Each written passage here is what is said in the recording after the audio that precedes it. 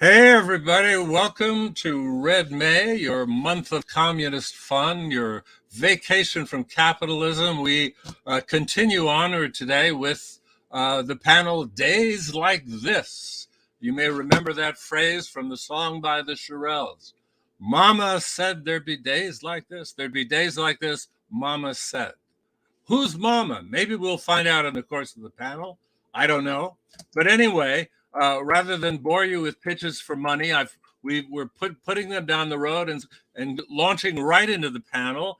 And I want to introduce to you the moderator. I'm very happy to have Doug Henwood is a Brooklyn-based journalist, broadcaster who specializes in economics and politics. His work has appeared in Harper's, The Nation, where he's a contributing editor, Jacobin, Book Forum, and he is, of course, the author of Wall Street and The New Economy, after the New Economies, after the New Economy. But you know him probably most of all as the ebullient host of Behind the News, which is the weekly radio show which goes behind the news. And in a way, we're asking everybody on this panel to sort of go behind the events of this week. Before I give you to Doug, I want to read you a favorite passage from Walter Benjamin, which I discovered in the course of preparing for our Benjamin passage panel down the road. It's from the notes on the concept of history, the last thing he wrote. And he writes, "One reason why fascism has a chance is that in the name of progress, its opponents treat it as a historical norm. The current amazement that the things we are experiencing are still possible in the 20th century is not philosophical." I'll throw that up in the air and then pass you over to Doug Henwood. Well, thank you, Philip. Maybe Mama is the big other. Perhaps our Lacanian can tell us whether that's the truth or not. Good to see everyone on the day after Marx's 204th birthday and on the day of Freud's 166th. But the good doctor might not be to everyone's liking here, but he is to mine. I'm going to start with a bit of personal history, not because of malignant narcissism, I hope, but because it will situate my thinking about the present. I won't go as far back as my time in Yale's Party of the Right as an undergraduate, a tiny formation in the early 1970s, but one whose constituent ideologies would later, mine was libertarian, I should say, by the way, who would later, with Reagan and Thatcher coming to power, take over the world. Instead, I'm going to start just over a decade ago, the summer of 2011, when I was overtaken with political despair. I'd gone so far as to set up a blog template to be called Why Fucking Bother, and asked 35 people whose political acumen I admire, Jodi among them, to explain why I shouldn't throw in the towel. The neoliberal age was early in its fifth decade, and its hold not only on political thinking was remarkable, but it also become, it seemed to me, the common sense of the masses. For 40 years later, Thatcher's 1981 observation that economics are the method, the object is to change the soul, seemed to have been a dead-on observation. Souls had been changed, expectations lowered, and the horizon of action reduced to the level of the individual. Collective political action felt as antique as a Bakelite rotary dial phone. And then, not even a month later, Occupy Wall Street happened. Almost overnight, all my gloom was what seemed obsolete, not the notion of collective action. Sure, the movement, which soon spread across the country and around the world, felt a bit aimless and disorganized, but it did change the political discourse markedly, even making the cover of the New Yorker magazine, although in the form of cartoon bankers standing up for the status quo.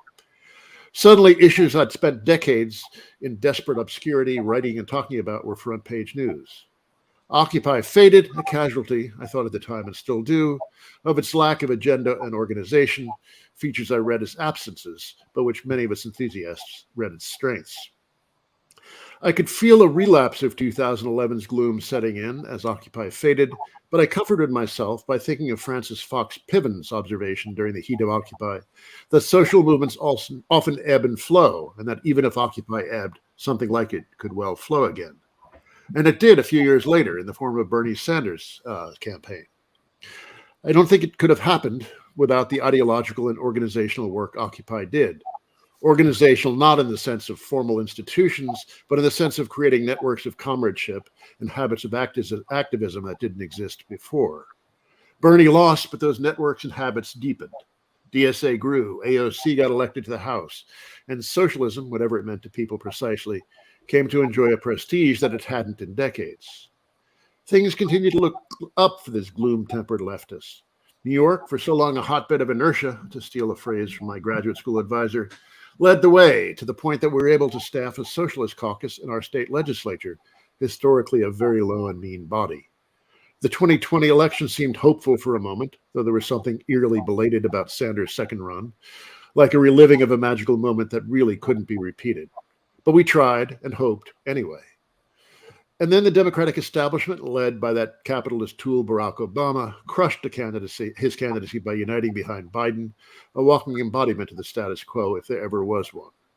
Biden has had moments where he talked left, but his lack of political skills, the sclerosis of the American political machinery, and dreadful personalities like Manchin and Sinema, because of all that hope that I felt back in 2020 faded fairly quickly. We're now living with inflation approaching 10% and a proxy war with Russia that has caused people to lose their minds completely to bellicosity. Oh yeah, and then COVID, which just won't go away. It's getting harder to recall the optimism of 2011 or 2016 or even early 2020. So where are we now? Not in a very good place, it seems to me. The loss of Sanders, whom I don't want to over-idealize, but who was for 5 or so years immeasurably better than nothing, as a leader or a touchstone or a North Star for the socialist or social democratic movement, has dealt us a serious blow. Some of the marquee names of the Bernie juggernaut have devolved into click-seeking, Patreon-driven media stars, touting a loud and shallow politics that looks more driven by attention-seeking than serious analysis. People who should know better act as if the only reason we don't have Medicare for all is that the squad just isn't trying hard enough. It's as if the shouters skip the unit in middle school where we learned how a bill becomes law. And then the growth of the right. For years, I held back on criticizing the right. It seemed too easy. It was more important and more fun to criticize liberals, and God knows they deserve plenty of it. But the right has grown enormously, and not just in the U.S. Here, its growth owes a lot to Trump, who, while a vile ignoramus, does have some serious political skills. We're on the verge of losing the right to abortion, which should be a cornerstone of any civilized society, because the whole reactionary theocrats have an entire branch of government. The reactionary theocrats have deep popular roots, though. The Christian right has been out organizing the left for decades, and it's really smelling victory now. Just an hour or two ago, I watched a podcaster celebrating what he saw as the imminent arrival of a theocracy that would make it standard practice to throw gay people off the tops of tall buildings. That's the reactionary rabble, yes, but there's a growing intellectual movement that goes by several names, like post-liberalism and national conservatism. The resemblance of that second term to an earlier movement that had national and ism in its name is probably no accident, but these people do love to season their fascism with irony. The historian James Chappell, who's written about the post-liberals, notably the Catholic reactionary Adrian Vermeule, told me they sound not so much like full-blown fascists, but like the writers of the 1920s who would become serious fascists a decade later. To Chappell, they're providing the intellectual foundation for a serious authoritarian regime to come. Another view of that imminent authoritarian regime can be found in the journalist James Pogue's piece on the National Conservatives and Vanity Fair, a movement whose stars include Curtis Yarvin, formerly known as Mobius Moldbug, I believe, Peter Thiel, and J.D. Vance, who just won the Republican nomination for an Ohio Senate seat. They're all explicitly anti-democratic and elitist, although they pretend to be populist sympathizers when it's convenient to them. Among Yarvin's heroes is Charles I, the King of England, who was deposed and beheaded in 1649. To Yarvin and his circle, that was the beginning of the downfall of Western civilization. To return to my opening comments, Charles I was also the hero of my old friends in the party of the right. They loved his execution speech. The people, Charles observed just moments before the axe would fall, the people should have no share in government. That is nothing pertaining to them. A subject and a sovereign are clean different things. Yarvin, by the way, is a monarchist, and Vance longs for some kind of American Caesar. I worry that this movement could attract some former Bernie fans, charmed by its energy and shock value. We have to admit that the left has little emotional appeal these days, nor do we have what was dismissed contemptuously as a master narrative back in the 1980s. Talk of utopia was junked as preparing the way to the gulag. Even DSA, an organization I belong to and still feel a great solidarity and affection for, has little in the way of a vision. We're just grinding away, hoping to achieve socialism, whatever that might be, through an accretion of small victories. We can be very wonky, too. The newest New Right also speaks to the alienation and ennui that pervade American society. They propose cures for it, like the revival of patriarchy and submission to authoritarian leadership. Those are repulsive, but we're not doing a very good job of coming up with cures on our side either. All isn't gloomy, I suppose. It's like we'll expand the ranks of the Socialist Caucus in the New York State Legislature in November. Union victories at Starbucks and Amazon are inspiring. So I'm not ready to revive the Why Fucking Bother project. But these do seem like miserable times. Maybe this is just what it feels like to live in the midst of a collapsing society. And we're probably on the edge of serious financial troubles and recession as the Fed hikes interest rates. Those usually push politics to the right, despite the hopes of many on the left that 10% unemployment is a good recruiting strategy. Someone please convince me I'm wrong. All right. The next in line here is, sorry, let me capture my notes here. Next is Colleen Lai, who teaches English and critical theory at UC Berkeley. Most recently, she was the co-editor with Chris Nealon of After Marx, Literature and Value in the 21st Century, published by Cambridge, just out this year. Her ongoing research is on the fruits of the encounter between Marxism and Third Worldism in the long 1960s, literature, aesthetic theory, and the intellectual histories that bear on the history of poetry. Okay, Colleen Lai.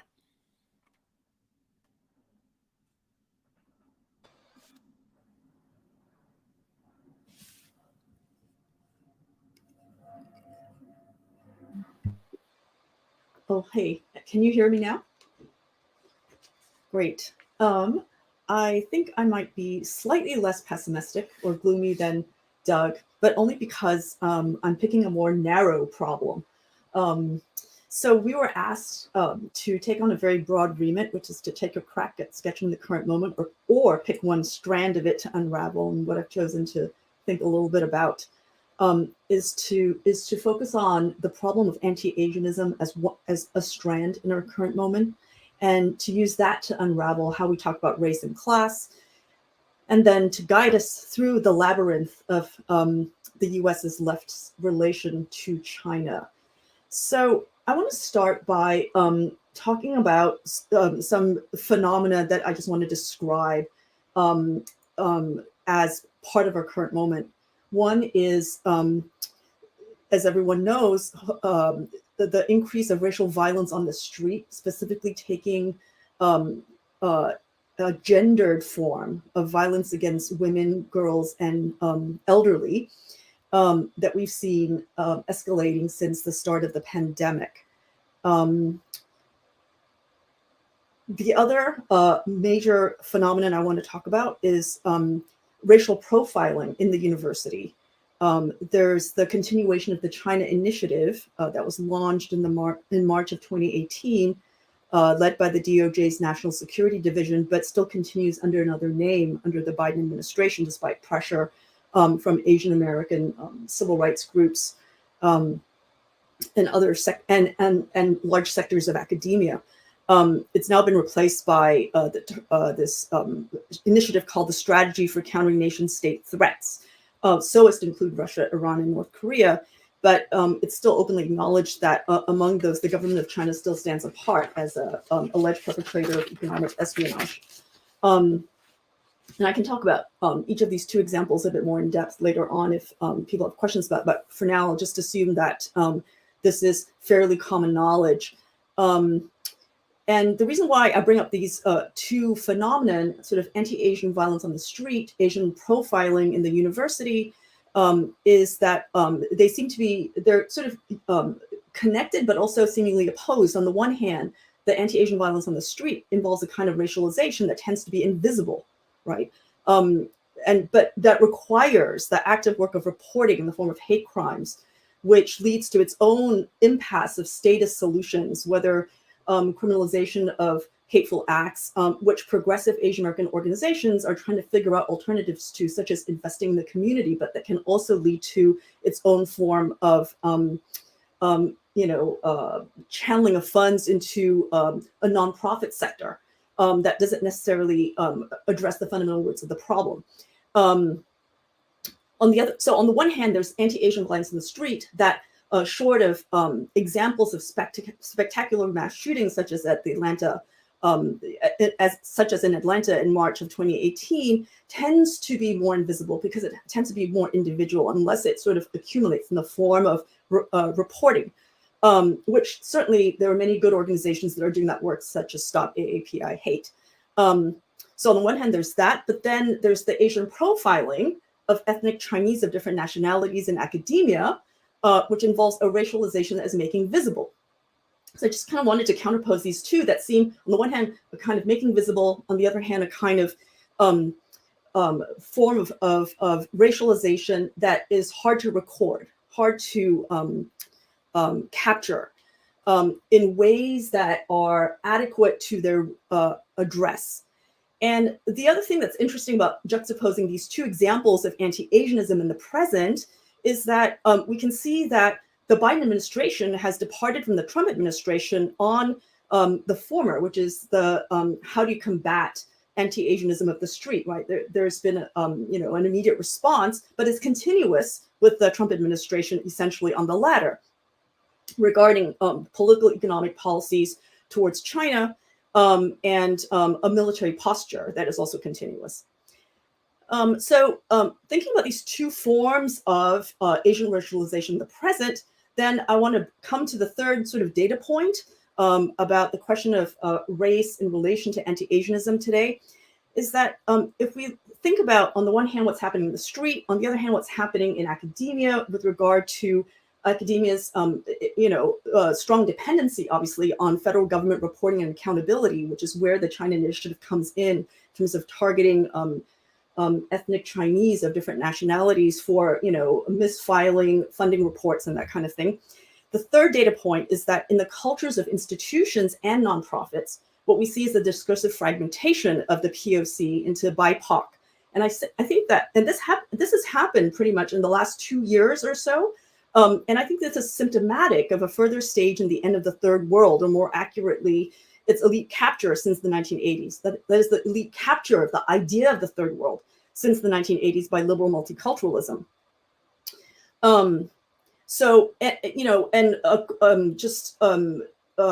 Concise way in which I would sort of summarize that or diagnose that is to see this as part and parcel of a rising ethno-nationalism on the right, mirrored by so-called left reactions to the right, both of which are erecting more obstacles to solidaristic action. And I think that in general, the increasing ontologization of racial positioning means that Asian immigrants and descendants of Asian immigrants have no essential or secure claim to belonging in these spaces. And you're seeing this problem there. But more generally, I think it's created a crisis for coalition politics that begins from the starting premise of the intersectionality of all identities, which was always a kind of problematic compromise position that needs shaking up, and certainly is being shaken up. So the optimistic side of this is that perhaps this very uncertain terrain that we're in right now presents an opportunity for a renewed politics that begins from the starting premise of something different than the sort of differential intersectionality of all identities. But instead of that, beginning from the starting premise of our interconnectedness via what some people have called the asocial sociality of our capitalist totality. I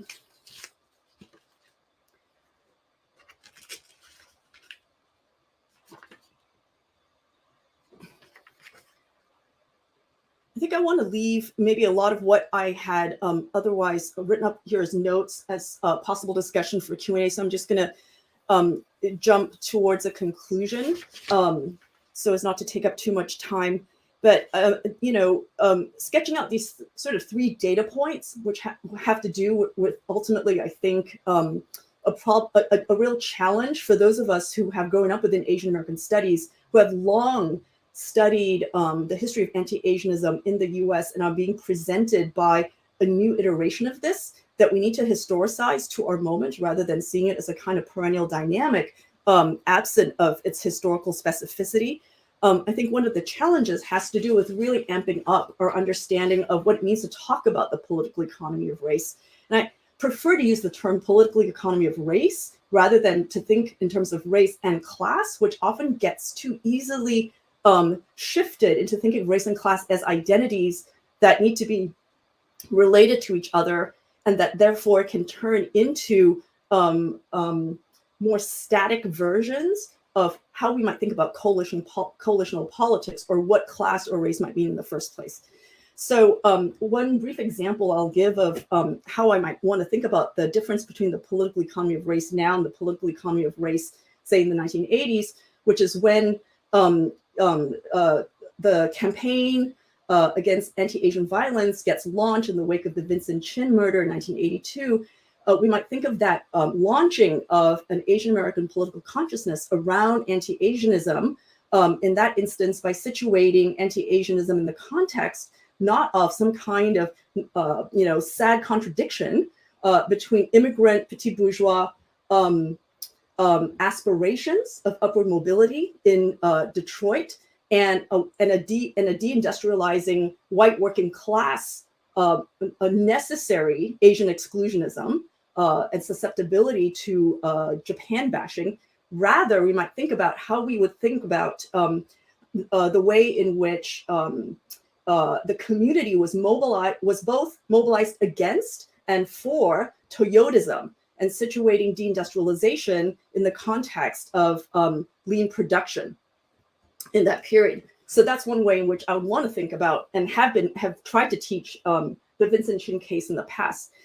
And what that would mean is to think about the differences between how Japan bashing the U.S. in the 1980s resulted in a tragic example of Vincent Chin's murder as a displaced response, right, to deindustrialization, comparing that crisis of post-Fordism to the Apple factory today, right, or Apple as the new kind of post-Fordist example in which the necessary thinking through of the intertwining of the elites between Taiwan, China, and the US is the necessary precondition for Apple to function in the first place. Now, in many ways, you could say Apple as the model for the interdependency of US and China and Taiwan is precisely the kind of political economic arrangement that has come to be challenged by what people are now currently calling the new Cold War, that has been initiated. Maybe we could mark it to 2018 or somewhere in the midst of the Trump administration. And this is precisely, I think, now what is now scrambling the terrain of the current political economy of race when it comes to anti-Asianism. And so just to conclude, I want to say that what we need, I think, to amp up our understanding of the political economy of race, we really need to have a better understanding in the first place of the relationship between the US left and the China question and China. We can't disentangle the current problems of anti-Asianism from the very complex nature of xenophobia in the current context of this new US-China Cold War. And just so I think there's some really excellent discussion out there that I just want to direct people to around this. So on the one hand, there's a fantastic online dossier by the journal Positions in their online site called Episteme 6, that is issue 6 from June 2021, which puts anti-Asianism in the context of xenophobia. And why I particularly like that discussion is because it's conducted from the space of Taiwan, highlighting the perspective of non-US citizens on that question.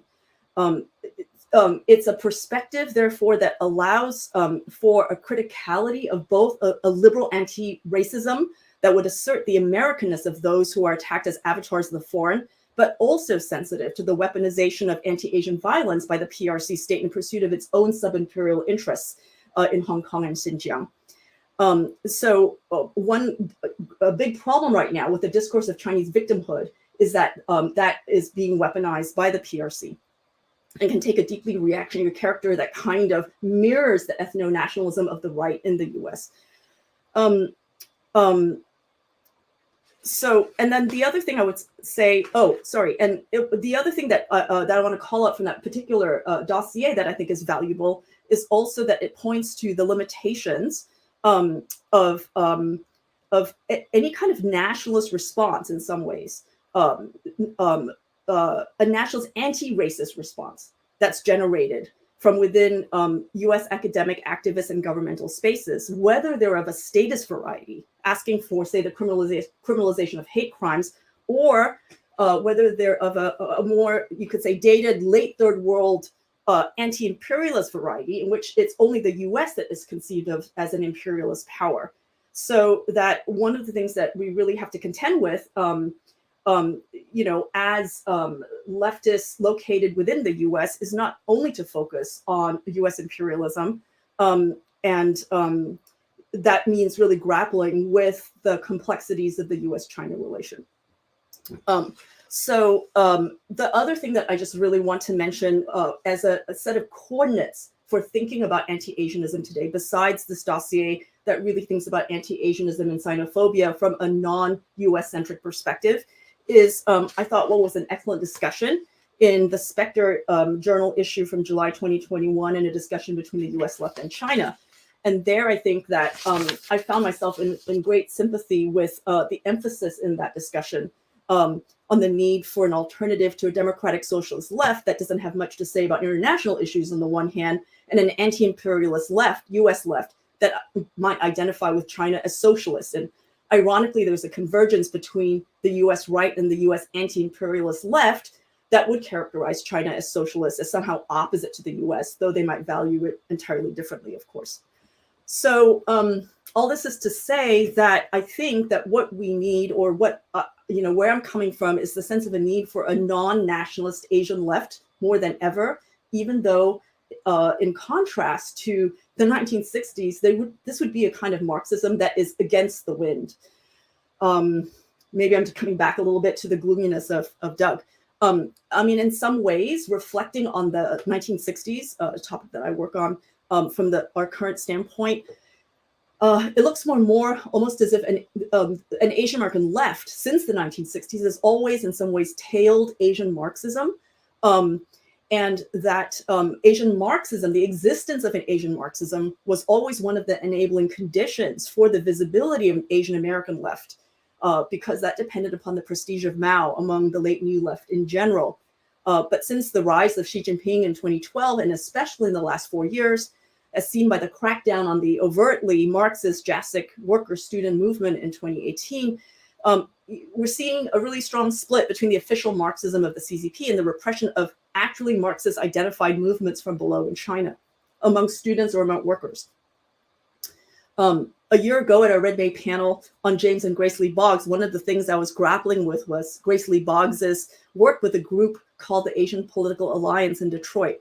And that activity had brought her to the somewhat harsh conclusion that Asian immigrants were always going to be lumpenproletariat, or function as reactionary classes in the US, insofar as they had chosen to leave their countries in search of upward mobility rather than engage in class struggle and social revolution at home.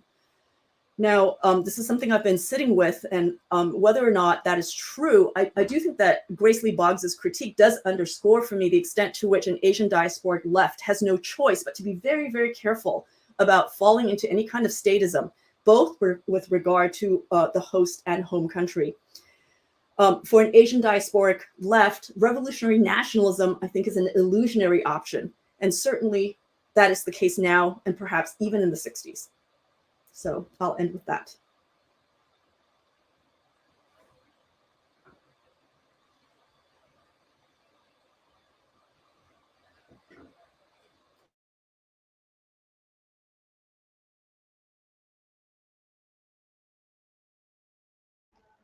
Doug, you're muted. How embarrassing. Next, thank you, Colleen. Next, we have Charles Tandere Mudede. I hope I'm not mangling that too badly. He is a Zimbabwean-born cultural critic, urbanist, filmmaker, college lecturer, and writer. Senior staff writer at The Stranger, a lecturer at Cornish College, and director of the feature film Thin Skin. Charles. Hello. I I just wanted to, it's there's so many things happening all at once, and at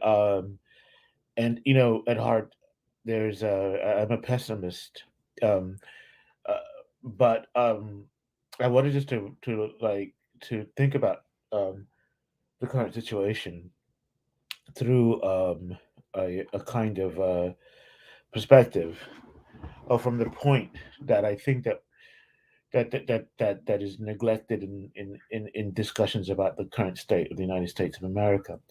There's often when even in economics, when they talk about in neoclassical economics, and even to a certain extent, even things like heterodox economics as well, and certainly things like neo Keynesianism, which is just really another branch of the neoclassical school, which sort of starts with Paul Samuelson, and but I mean, there may be some people a little more to the left, but who do take this seriously, but there hasn't been really an adequate discussion about and this will sound like a bold statement, but I think it's still true that we haven't had a real a deep consideration at even the leftist level, about the military in the United States of America.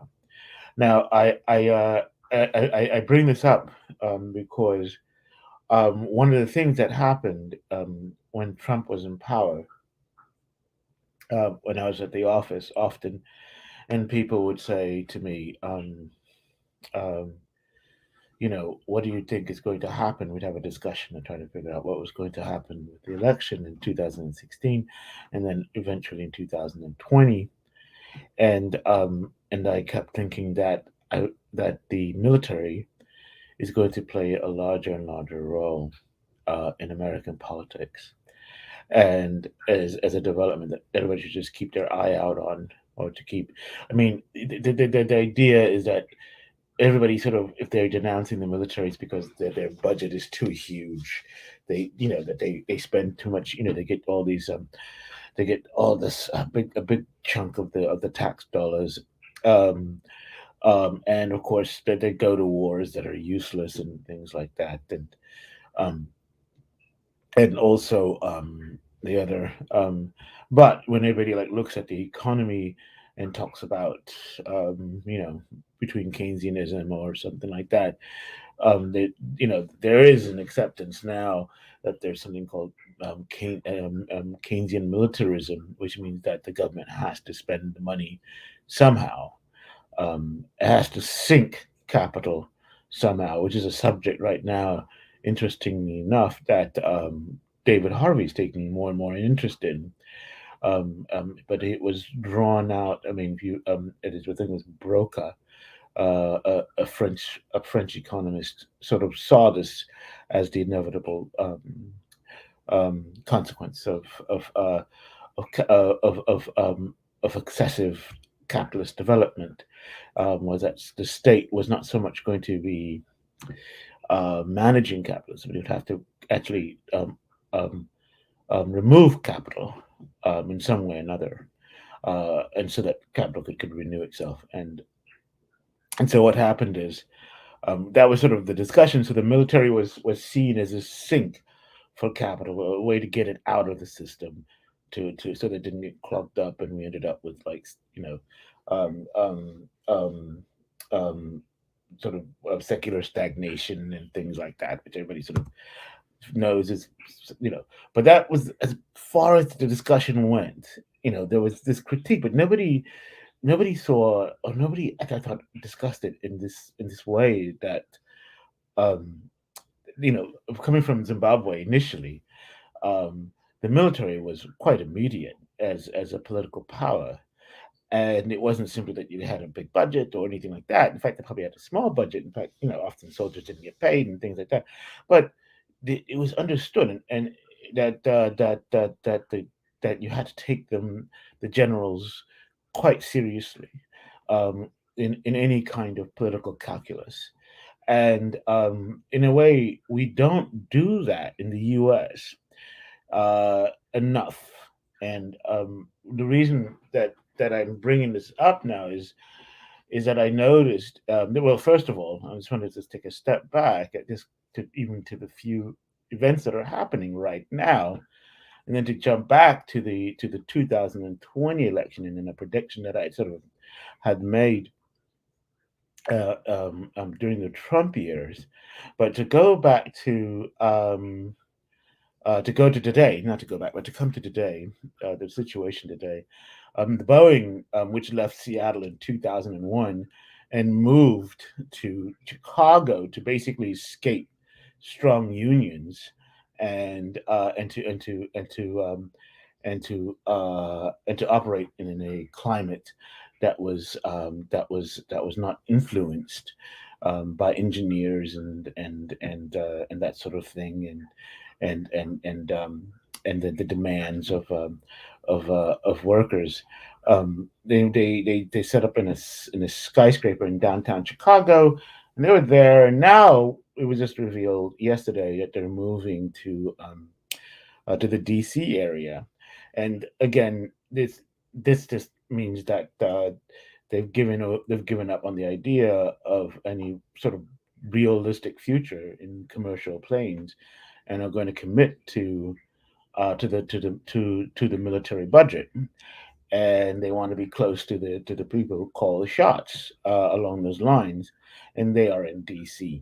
And so this is an interesting development for me, because it again shows we may see some of that happening more and more in the future, for reasons I don't want to get into it right now, but it still brings in the significance of this impact that the military has on the economy, but we don't see it as a political economy. So then the other important thing I just want to say, I just wanted to bring this up, was suddenly you had this Esper, the previous Secretary of Defense, was also on the attack. He was, cutting up Trump, and the press sort of loves this stuff. They just, a general, no, not a general, but a figure of the military industry is denouncing Trump, and it's dangerous, and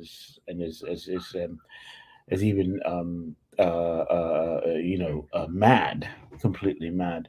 And so the thing is, I wanted to go back to the election, to the moment when I was in the office, and to say, people were asking me, and this is where my pessimism was most pronounced. They would ask me, well, what do you think is going to happen? And my guess was that the military was going to step in. And a lot of people, wondered, well, what is it? And it's like, well, one that was really puzzling me was that, CNN was attacking Trump aggressively. In fact, they devoted almost 4 years of content to the attack of Trump. And a lot of people don't. I mean, if you were in the third world and you saw, or in Botswana or Zimbabwe, and you saw CNN, it was quite apparent that it was like a, everybody says like the GOP is like the Fox is the propaganda wing, or the propaganda channel for the GOP, and it's like, my goodness, if you look at CNN, it was clearly the propaganda arm for the State Department. And so the issue that was at stake was a struggle not between the left and the right, but a struggle between these institutions that were definitely on the right. And to see, and so when you see this development, and that they're openly attacking Trump, and then you have this election occurring. My guess was that Boeing, and that was that Biden, if he got nominated, would probably get power, because the generals would probably step behind him, and because he didn't present a threat to their authority. And in fact, he was already a member of the State Department machinery, the CNN machinery, and so he could win no matter how hard Trump tried to cheat. Whereas Bernie Sanders, I think, would not have ever been allowed to win, to take power. They would have permitted Trump to cheat that election. And if everybody looks at that, of the United States, at the current situation from that perspective, it's a little more dire, because we're not even talking about a situation where you have these policies from the Democratic Party, and you have these policies from the GOP, or the GOP insanity.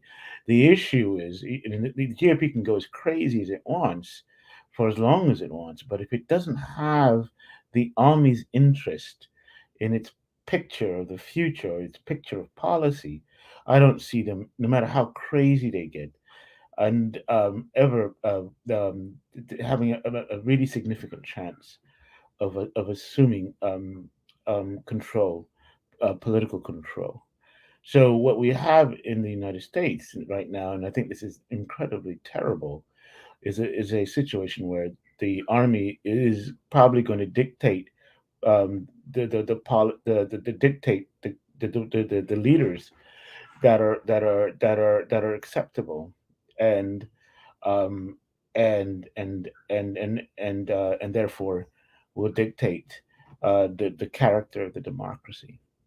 And that, I mean, I just wanted to just lay that out. It's a rough sketch, and I haven't really sat down. I just even have it in note form, but it's something that I'm really interested in, because, as I said, when you're looking, it was interesting to be in the United States of America, and to see, everybody says that the Supreme Court is neutral. Everybody says that you're supposed to be neutral, but or the Fed bank is neutral. But I always thought, no, actually, the one that's most, the one that, because the Democrats in the mainstream cannot survive without, but if they attempt to denounce, or if they attempt to criticize the military. And so the real line in the United States of America is not, for the left, is not something like Social Security. It's not something like Obamacare, or healthcare. The real line is, for the left, is going to be, can you be critical of the military, and still stand a chance to gain power against a GOP that's increasingly manipulating or suppressing votes, or increasingly lying about the nature of an election, and so forth and so on. And I'm beginning to think, no, you can't. So you have to appease, if you're on the left, and if you want to enter power, you have to appease the military. They will allow you to take power, and the reading from the right will be understood that the green light has been given for this particular candidate to be in the White House, or to eventually other seats of power. That's my point. That's it. I'm going to stop there. There we go. All right, thank you, Charles. That's very cheerful. And now, Judy Dean, American political philosopher and professor in the political science department at Hobart and William Smith Colleges in upstate New York. She's made contributions to contemporary political theory, media theory, and feminist theory, most notably with her theory of communicative capitalism, the online merging of democracy and capitalism into a single neoliberal formation that subverts the democratic impulses of the masses by valuing emotional expression over logical discourse. Okay, Jodi.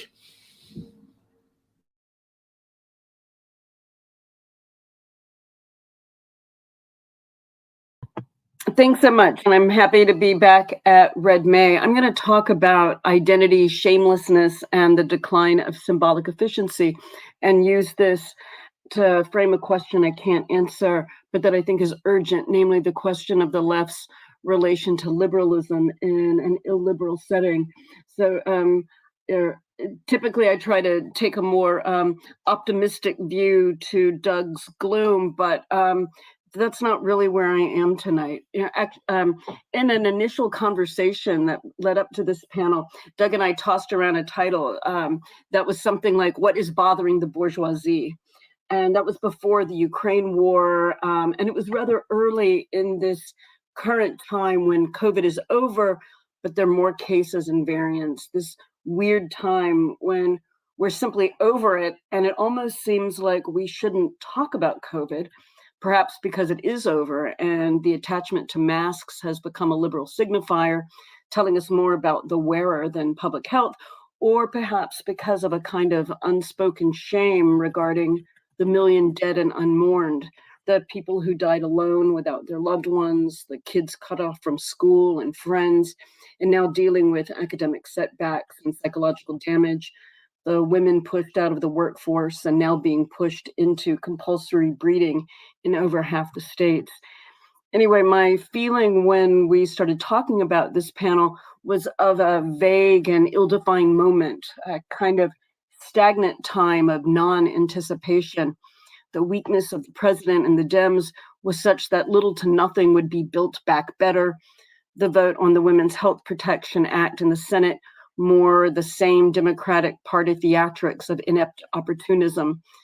The protest of 2020 had resulted in some important convictions in individual cases, but overall police violence was way up.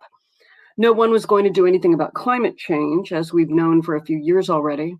And COVID itself, rather than leading to a reinvigorated push for national health care, improved wages and working conditions for essential workers, increases in pay for nurses, increases in teacher pay and smaller classroom sizes, rather than leading to a new system and better world as we dreamed in March 2020. Instead of that, we had Bezos racking in billions and record profits for pharmaceutical companies.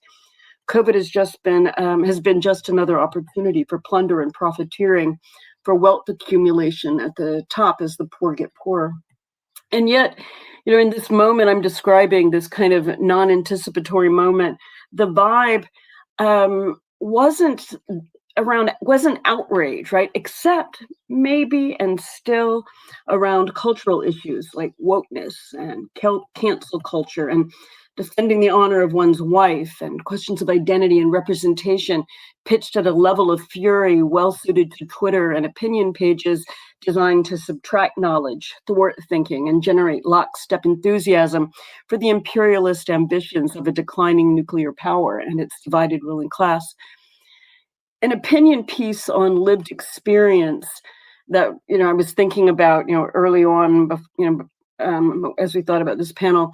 So an opinion piece on lived experience argued that insightful writing need not be anchored in lived experience, that lived experience is not the only perspective from which we think and write. Well, this is like totally obvious. And yet the piece written by Pamela Paul and appearing in the New York Times, the piece was pitched as a culture war salvo against art, academia, and Hollywood. This high pitch, so annoying, tried to amp up something uncontroversial by shoving it into the recognizable felt culture war liberal and conservative binaries. The effect was of a collapse of the space that Paul seemingly wanted to open up. But now, rather than the collapse resulting from the identity of the writer or artist forced to speak from the perspective of lived experience, the collapse was in the space for thinking. The collapse in the space for thinking that her piece affected resulted from the imposition of a liberal conservative binary that forced the reader to assume a position, to take a side between something that seemed reasonable and something that seems ridiculous. And we feel forced to take that side, even as we know how it's lining up. This piece it felt to me like a reflexivization of identity politics turned back in on itself. So identity doesn't determine politics, politics determines identity. Your politics tell you who you are. Both identity politics and its reflexivization, politics determines identity, collapse the signifier into the subject. Now, people likely recall Lacan's point, and I know this is always very helpful to introduce Lacanian formulations into discussion, but anyway, I hope this actually helps out in some way. Anyway, people likely recall Lacan's claim that the signifier represents the subject for another signifier. Instead of the signifier taking the place of the subject, like instead of the utterance running on its own momentum along a path determined by a chain of significations, there's just the person making the utterance, right? So when I'm saying the collapse of the signifier into the subject, what I mean is that instead of us being able to see there's the person, there's the utterance and the person who makes it, it's just the person making the utterance. It actually doesn't matter what they say. What matters only is who they are. So instead of the question, why are you telling me this? There's only space for the question, who are you? So I expect we're all likely familiar with this collapse of the space of shared meaning. Zizek talks about it as the decline of symbolic efficiency. And what I'm adding into this is the way that identity and its reflexivization emerge as loci to combat this decline.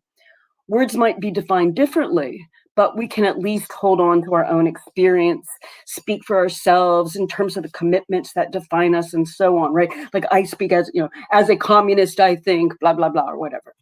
So we can't rely on common meanings or references. So we ground our points in our identity, as a middle-aged white woman, right? And we ground our points in our identity, whether this identity is given by politics, as a communist, or as the sets of experiences from which our politics emerge. Now, against this background of the intensification of identity in the setting of symbolic decline, we can make sense of the intensities around mental health, language issues, and even jokes. They attest to the extreme vulnerability of the subject, unable to find place and protection in a chain of signifiers. Anything I say is who I am. It's my core. And if you say something that is anything less than affirming, you have harmed me. You've dealt me a blow. Sticks and stones may break my bones, but words will destroy my soul. It's actually rather like the side effects of, I think it's called Dylar in Don DeLillo's novel, people might recall from the 80s, White Noise. Dylar was this experimental drug for eliminating the fear of death. And one of its side effects was the collapse between signifier and signified. So you say hail of bullets and the person drops to the ground terrified. I'm suggesting that the collapse between signifier and subject is even worse. The words of another harm me, not because I can't tell the difference between words and objects, but because I can't tell the difference between words and the person who utters them. So the idea here is that in the absence of shared meaning, what is left is the always vulnerable subject of the enunciation, trying desperately for validation, recognition, some way to register, some defense from an unbearable psychic vulnerability. Kind of perhaps oddly, Elias Canetti is kind of useful here. Canetti uses the term sting to talk about the inflictions of suffering we endure. He says that we accumulate stings throughout the day, throughout the week, and we either have to bear them or release them by stinging others. So one way to respond to these stings is to ignore words, right? Words can never hurt me. One can be impervious to the utterances of others, and even impervious to one's own words. For example, a couple of weeks ago, a recording of House Minority Leader Kevin McCarthy blaming Trump for the January 6th attack on the Capitol surface. And McCarthy straight up denied it. He's like, no, I didn't do that. I didn't say that. And the line from GOP members of Congress was that nobody even cared but the New York Times. This is like an utterly shocking shamelessness in all this. So rather than one's words being one's bond, right, and indications of character, there's no indication, right? No separate symbolic space of meaning. The way to escape from the power of words is simply reject them. And in so doing, demonstrate one's strength, right? One's freedom, freed from symbolic ties. One is freed from shame To be shameless is to be unbound, unfettered, empowered, and bold. And of course, we saw this with Trump, but it's a symptom. I mean, he's a symptom, not a cause. You know, it almost seems old-fashioned to speak of keeping one's word. It almost seems naive. Al Franken these days seems weak for having resigned, not brave and responsible. Most of us expect companies to gouge us, employers to steal from us, the government to lie to us. It's who they are, part of their nature. Some of us rage against the gaslighting, the rain of lies, but uselessly, since a lie is only a lie if there's an order of truth. An additional response to both the shamelessness and the loss of meaning is the leap of faith, the submission to tradition. The older and more established, the better. This side of conservatism has gotten rather less attention in recent years, and now it appears to be gaining strength. Rich cultural traditions can provide the supports for thinking and living that are helpful in shoring up our fragile, vulnerable psyches, especially when they provide some kind of material and community benefits. We've seen variations on this theme in European conflicts that are expressed in terms of Western civilization, and we've seen it in any number of efforts to protect oppressed minority cultures from appropriation. What I'm thinking about, though, and Doug mentioned this in the beginning, is what feels to be like the sudden power of Catholics and Catholicism, right? And Catholics are it's a minority religion in the United States. And I should say here that my sense of this suddenness is totally an expression of my own ignorance, right? A failure to notice the reality of Catholic justices and the reality of an energized Catholic intellectual life. And I'm thinking, oh, no one expects the Spanish Inquisition. But it's like, I feel like I finally noticed a crucial current that has been strengthening for the last few years, from the integralism of Adrian Vermeule, the likelihood that half the court is Opus Dei, to the trendiness of Christian and Catholic aesthetics. You know, New Catholicism is powerful in parts of Europe, especially Poland, with the setbacks they've encountered on abortion because of the alliance between the Catholic Church and the Conservative Law and Justice Party, and the broader mobilization around gender, and anti-genderism and all that. But in the US, it seemed that the conservative coalition depended on evangelicals, or that it was just about Trump and Trumpism and populism. But this was just an instrument for delivering the justices and for focusing attention in a single direction when the actual political situation has been much more complicated. You know, communist critique has rejected liberalism on the grounds that liberalism doesn't go far enough. Bourgeois liberal democracy isn't the end of history. It's what we build from and toward, right, as we build a greater, more universal equality and freedom. In an illiberal setting, do we protect this base, or do we join in dismantling it?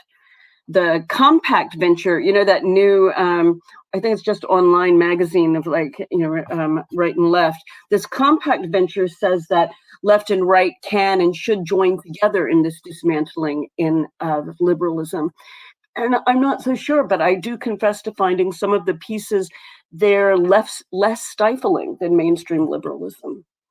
Conversely, there's nothing appealing or inspiring in shoring up a decaying order, especially one that cynically deploys identity politics for corrupt and opportunist ends, be these ends profit or campaign contributions. The left loses when we are indistinguishable from liberals. Our positions get drowned out before they're heard. For a while, as Doug spoke so eloquently about, it felt like the left in the US was renewed, right? A more vibrant debate space, more people in organized socialist parties, right? In the summer of 2020, more people in the streets. And yet alongside this has been this institutionalization of conservative Catholic power, and international Christian nationalism, and the rise of forms of Christian traditionalism in explicit opposition to liberal individualism. Josh Hawley, the senator from Missouri, provides a good example.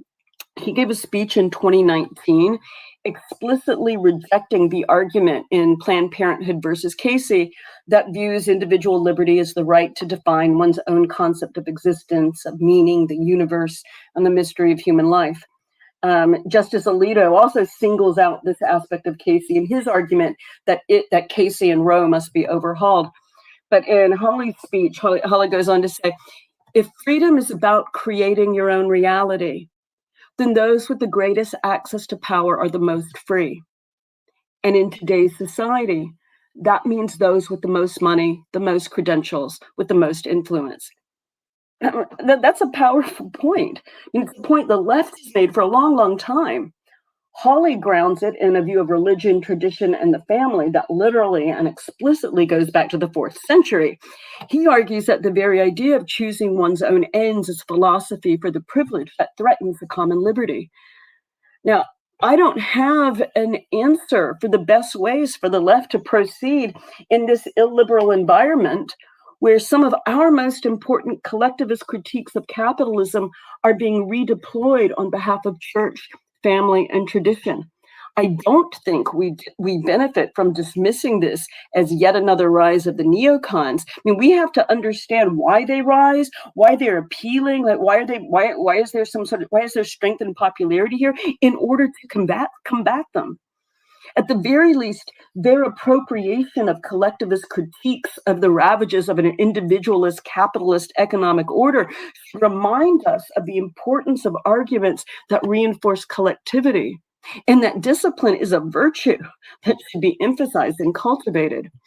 More important, we need a better approach to the long game, to get away from the dictates of the urgencies of social media and away from the rhythms of mainstream politics so that we can actually prepare a long-term strategy in which we've got a possibility of winning.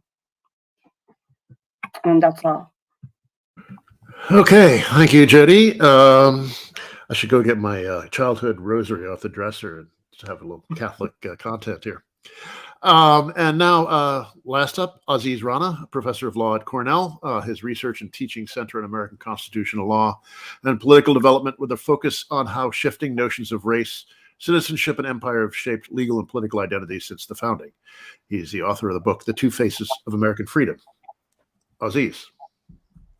So first, thanks so much to all the organizers, to Philip, to Stephen, to Mike, and everyone else. It's my pleasure to be back again for these events, and thank you, Doug, for moderating the conversation. To all the panelists, it's really exciting to be part of this conversation in general. So from my comments, I think what I want to focus on is what I take to be a kind of structural predicament the left, and by the left I really mean the democratic socialist left is facing when it comes to both domestic American politics and also U.S. foreign policy. And so I want to work through what this predicament is. I want to highlight what I view as a kind of common thread that runs through it, and then think a little bit about, potential ways of overcoming it with some final reflections maybe on this question about pessimism in the present moment. So what do I view as the predicament? I think the predicament is tied to the fact that, at least in my own personal lifetime, this is intellectually a moment where left ideas in the domestic context, but even in the foreign policy context, is more ascendant than I can really ever remember. But at the same time, it's also marked by the fact that there's this profound sense of political constraint, even political defeat. So how is this playing out domestically?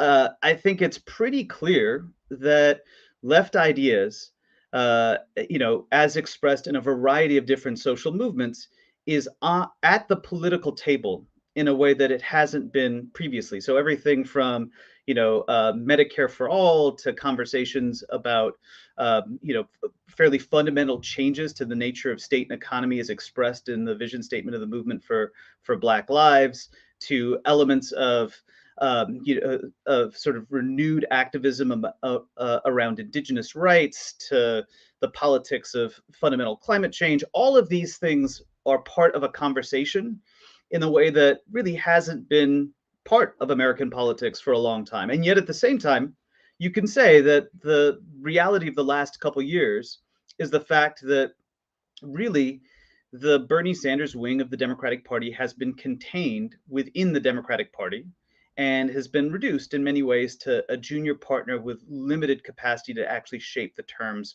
of political decision making. So that's a kind of fact of structural constraint.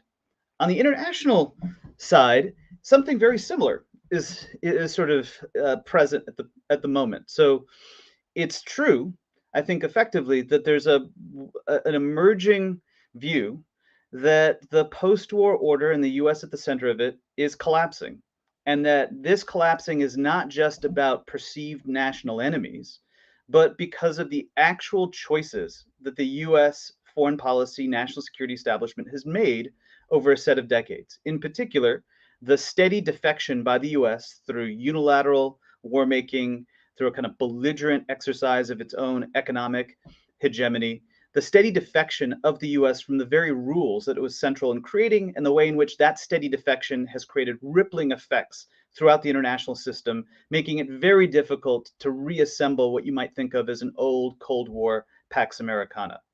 And that steady breakdown means that also, I think, by comparison with my politically conscious life, there is more conversation about, well, what should be done to replace what had been, perhaps the post-war order with something that's genuinely emancipatory. And specifically when it comes to American foreign policy, there's a kind of remarkable conversation, not just about, hey, maybe the Iraq war was a mistake, or maybe the immediate response to 9/11 was a mistake, but perhaps we should have conversations about the very idea of the war on terror, if one should be against the war on terror in a way that in 2004, 6, 12, you name it, would have been nearly inconceivable. Yet at the same time, even though you have this breakdown, and it's the case that left activists can't be to blame for the state of the global community, that it's true that events of the last year, not just the war in Ukraine and the Russian sort of imperialist aggression in Ukraine, but also, the politics around the U.S. withdrawal from Afghanistan have produced really sustained blowback against the left, have placed the left in a kind of defensive posture. And so what's going on in both of these contexts? Why are we seeing, on the one hand, a kind of growing recognition of the centrality of left ideas, and on the other hand, real political containment? I think a common thread that links the two, so it's not the only thread, but the one that I want to kind of emphasize, is the fact that really the democratic socialist left in the US is dealing at the same time, both internationally and domestically, with the profound hollowing out of left institutions. And in particular, I mean meaning-making intermediary institutions that provided cultural worlds within which people can make sense of their surroundings. And that these institutions operated both internally within domestic American politics, but also solidaristically to generate transnational, internationalist political coalitions abroad. So thinking a little bit about the domestic context, that, there's a lot of talk about how one of the problems about the return effectively of left politics in the present is that it's taking place against a backdrop of a half century of neoliberal austerity and essentially right-wing destruction of the central institutions of the left, chief among them the unions and the institutions of the labor movement. And the reason why this is significant is that any kind of meaningful left politics in the US is essentially organized, or has historically been organized, around something like a multiracial class-based coalition. The idea of using shared material interests as a way of building multiracial and anti-racist political identity. And unions have been really key to that project. And so their decline has all of these rippling effects. But it's not just their decline. It's their decline in a context in which there's also been a sustained, effective resegregation of American life over the last 30 to 40 years that we're seeing in schools, in neighborhoods, in churches, in various institutions. And this creates a really striking contemporary fact, which is that a significant portion of the working class that left activists would want to organize, and here we can think of this as, white working class folks, are essentially institutionally isolated from activists because they're more or less ensconced in predominantly white communities that are separate from the types of meaning-making institutions the left has traditionally had. And that this separation is really significant because it's produced two features that are reinforcing each other. Feature number one is that it helps sustain culturally a class politics on the right, because in truth, the right is very effectively, this is the comment that Jodi was just making about Josh Hawley, just is articulating its own version of class politics, which is that there's a divide between college-educated and non-educated voters, and that non-educated voters are kind of culturally isolated from sites of elite authority. It's the case that you have still large segments of, the white population that's not college educated, that's now increasingly isolated in very specific kinds of communities where you don't really have much access from left activists, and where there's something like what Lawrence Goodwin, the historian of populism, called a received culture through churches, through other kinds of institutions that shape the daily experience people have of how to make sense of the world. And so you have this version of class politics that the right is promoting that connects to day-to-day experience, but that is ethno-nationalist, that is nativist, that is scapegoating of immigrants and people of color, that reproduces a story about, a hierarchical brand of traditionalism. But then there's also a multiracial politics that ties to the traditional Democratic Party. But that's a multiracial politics that's reproduced through, primarily the central institution or universities and various other corporate venues that might be connected to universities. And so this is a story of multiracial uplift that's tied to professionalism and meritocracy, and that connects educated whites with a minority coalition, but explicitly not one that deals with class-based questions of material transformation.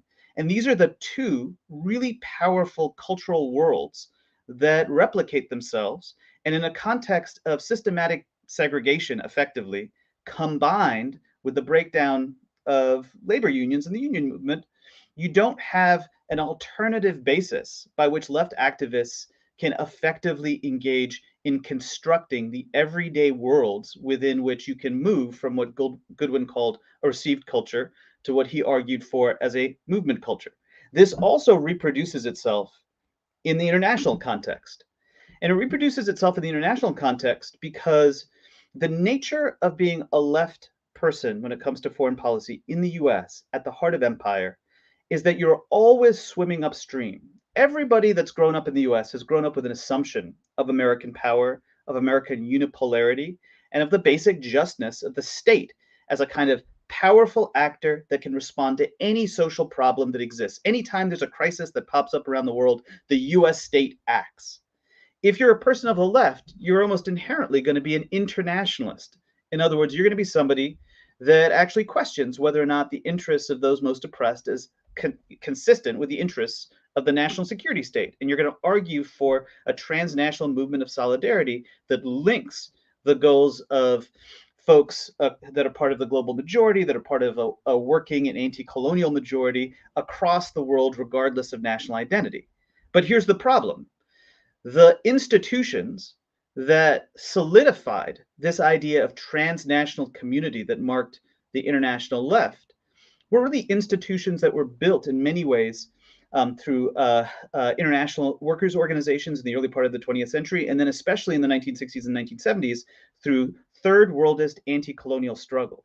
And for a variety of reasons, including their own internal weaknesses, the collapse into what Colleen described earlier as the problems of quote unquote revolutionary nationalism and the kind of statist turn of many of those authoritarian leaders on independence across the global South, that and also frankly a neoliberal attack on the types of institutions that did exist, like ideas connected to the new International Economic Organization, that a lot of that infrastructure is gone. That in the 60s and 70s, maintaining solidarity with third worldist groups meant, connecting with organizations, let's say, like the ANC. The South African government is very differently situated than a liberation organization from the past was. And it means now transnational solidarity oftentimes operates through an almost moral or theoretical question about you in isolation as a person on the left in the US.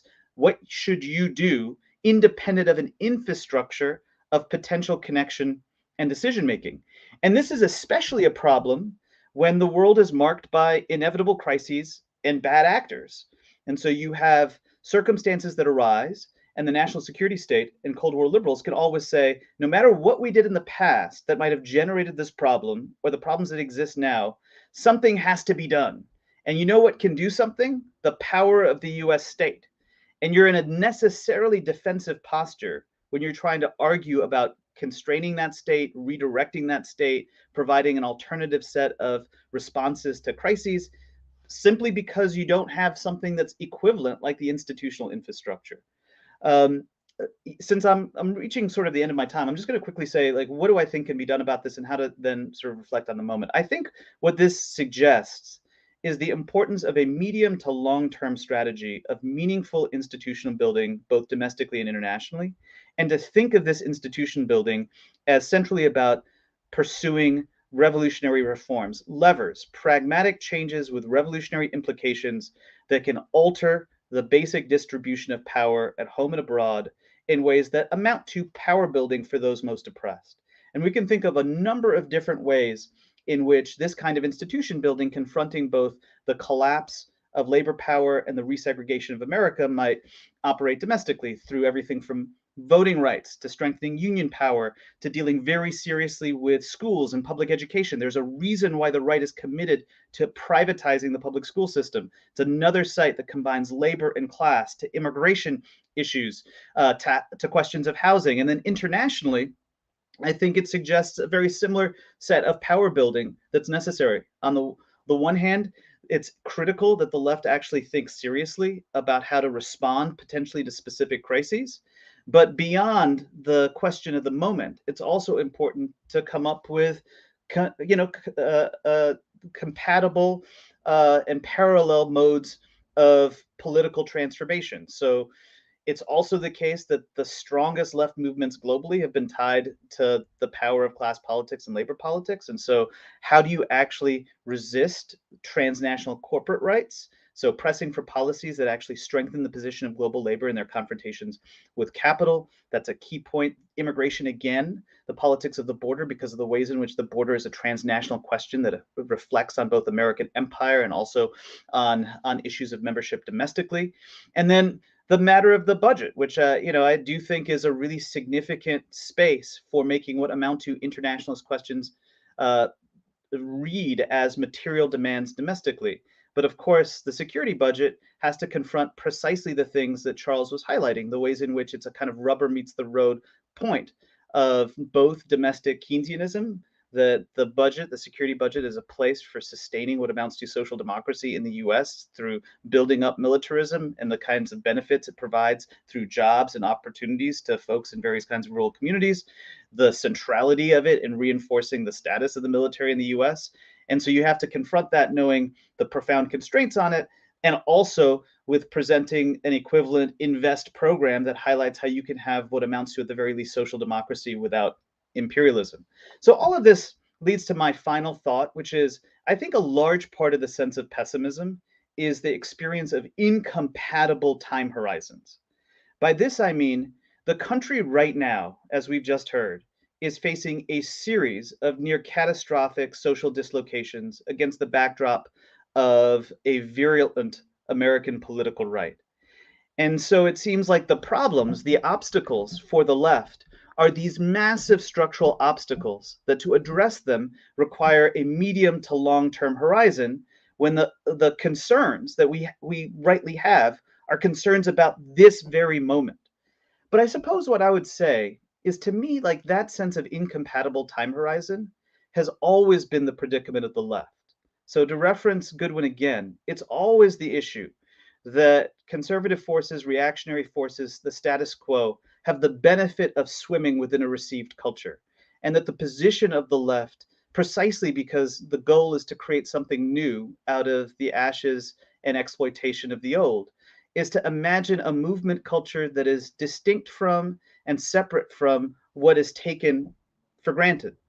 And if that's the kind of general predicament, then in some sense, this is just what it means to be back in political history.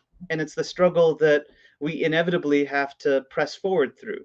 But we do it in a context that I think is different than my lived experience 2 decades ago or 3 decades ago, which is in a context in which the ideas, the values, and the popular support behind a range of positions I view as emancipatory, or at the least significantly reformist of our own present oppressive circumstances, have a kind of power and cultural salience that they have not had in a long time, even if we are witnessing in some ways the real structural impediments facing the Bernie Sanders electoral coalition. Thanks so much. All right, thank you, Aziz. And I think before you open up to questions, I'm going to turn it over to Phil for a word from our sponsor. Wow. There is a lot. There are a lot of directions to pursue there. They're fascinating. So I will try not to hold everybody long. I want to tell you what's coming up at Red May.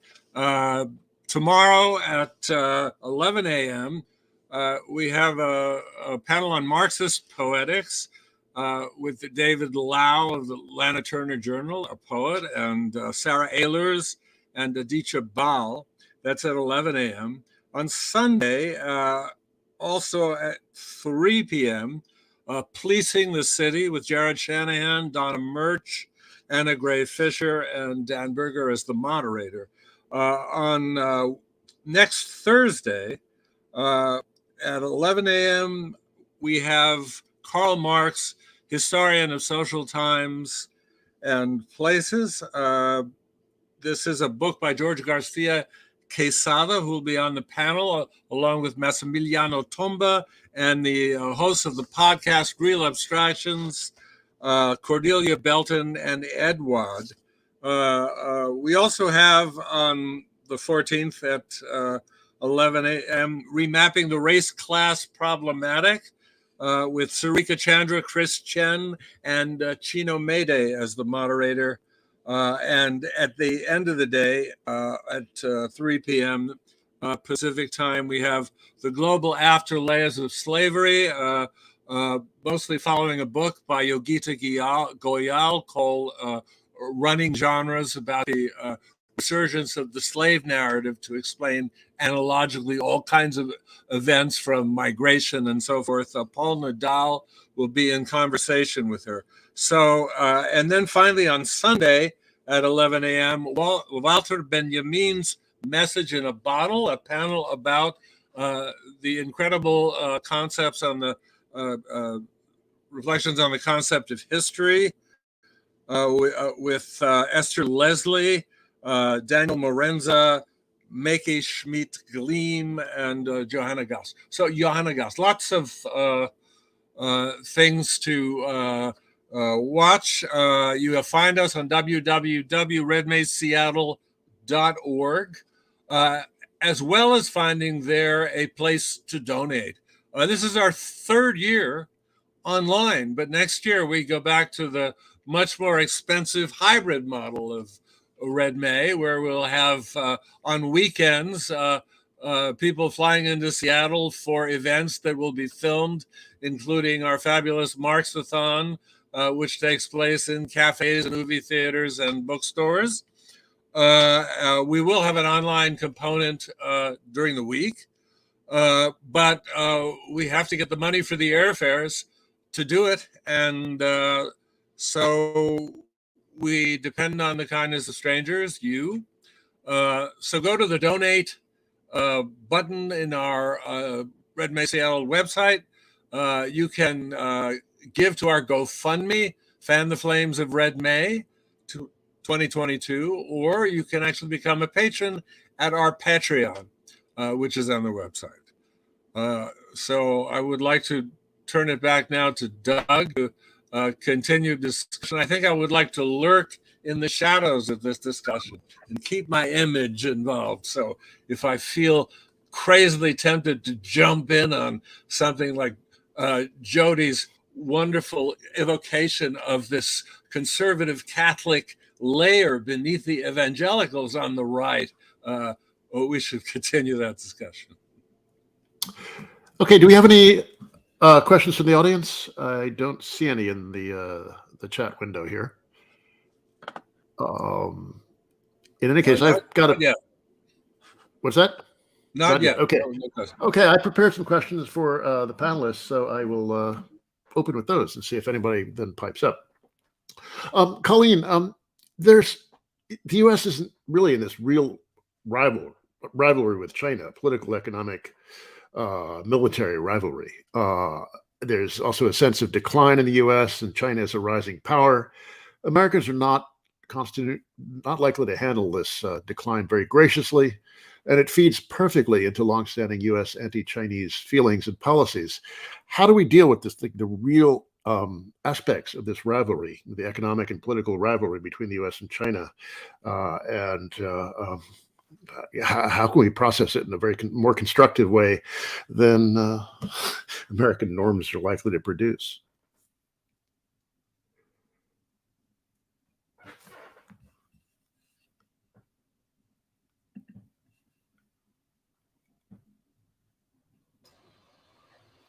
I'm very bad with the what is to be done question,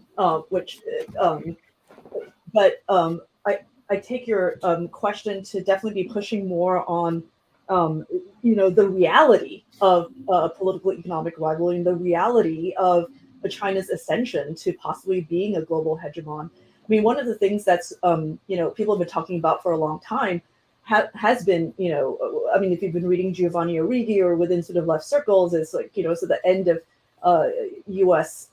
Global hegemony seems to be dated to 1973, and that, whether it's Japan or whether it's China, that may be shifting away from the North Atlantic. But it does seem to be upon us in a certain way that is really coming apart in a way that we're feeling, the materiality of that, is different, I would say, from the 1990s or the 2000s when there has been this feeling of a kind of compact that people have called chimerica, or this kind of interdependency. So I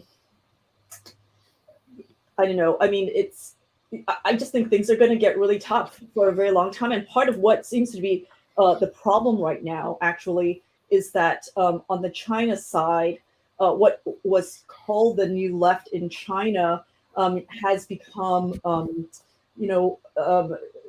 harder to be in contact with. I mean, there's a kind of nationalist project since 2012 that has made a kind of international conversation between the left there and the left elsewhere more difficult to have. So, for a while, I mean, I think in some ways this is the zeitgeist, which is to say that there was optimism, I think, even in the early 2010s and through to 2018 or so regarding worker struggles and student organizing, and a kind of feeling that perhaps you could occupy the party from within. You could actually utilize Marxism as a kind of officially existing doctrine there to realize a truer socialist horizon. So, the left, Marxism has a different idiom in that context. But for leftists on the U.S. side who want to sort of make that connection, I do think that we're immediately facing this problem of this heightened rivalry, which is we're materially facing it in like very immediate ways, I guess. Like, thinking of what Aziz Rana was saying in terms of the short term, the U.S. academia, I mean, I teach at UC Berkeley, is incredibly reliant on Chinese dollars of international students, for example, the public universities. And so that, concurrent enrollments are immediately kind of digging in the loss of that money is immediately digging into budgets.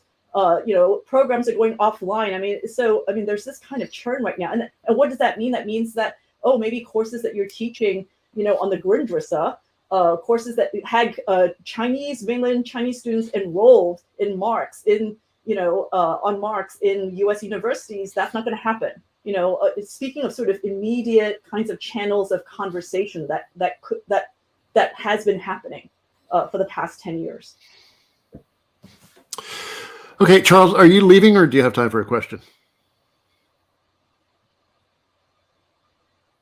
You're muted. take a question, but I got Okay. Yeah. Okay. A while back, I read a bunch of Italian elite theory for some reason, and one of the issues that I believe was Mosca of that Holy Trinity raised was that civilian control of the military is actually quite a political achievement since they have the guns, and getting control of the guys with the guns is really a remarkable thing for the political class to accomplish. Now, are we losing that in the U.S. now, or has it always been an illusion? Has something changed, or is this just becoming much more apparent now? I think it's becoming much more apparent right now. There was an interesting thing that I read long ago. No, actually, it was set with a battlefield in with a confrontation between British troops and Chinese troops in the 19th century. And there was a general or a colonel in the British forces who sort of was really appalled that that people came to watch the battle like it was a sport. They just, they were attacking a particular fort, and or even I think it was even a court or something like that. But they're attacking it. The British forces were, and they were in China. The British forces were in China, and and people just sort of showed up to look at and see what was going on. And the British troops were sort of like shocked to see this. Like they were just treating us like a sport, and they were just this audience.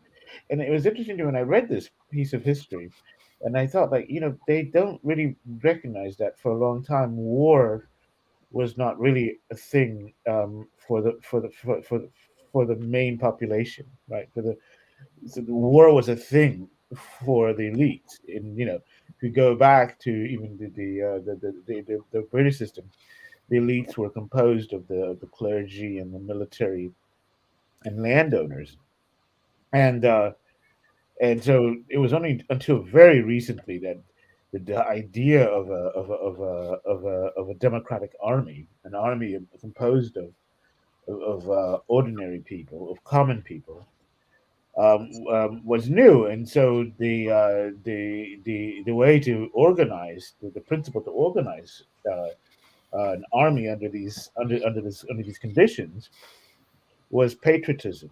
And so you find in particularly in Disraeli and in the UK this new push towards identification of the citizens' identification with the nation, and that sort of spreads wide out. And so the idea of the popular army is never been really separated from the idea of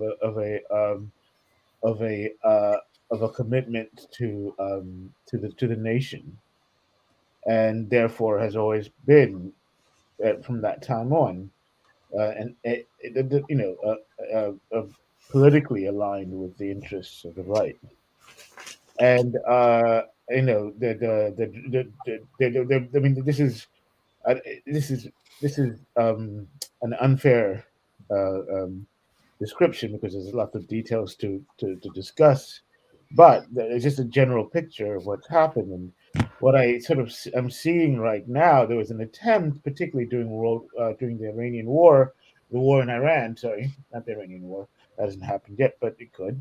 But the war in Iraq was this introduction of two things. One, the introduction of weapons that were technologically advanced, and so a lot of people don't know that Rumsfeld was really key to this development in the U.S. Army. Was that it would depend more and more on sophisticated weapons and less on what they called boots on the ground. And the other development was an increase of privatized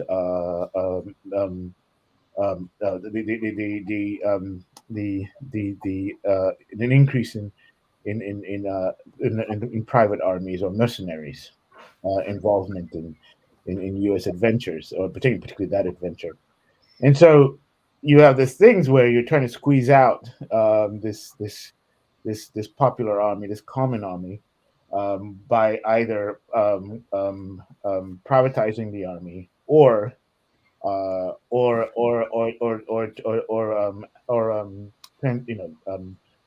replacing it with technological weaponry, and it didn't work out, and so the military still depended on the size, and this is particularly this is particularly important in the United States because a lot of people have argued that this was really what the Iraq War was about, was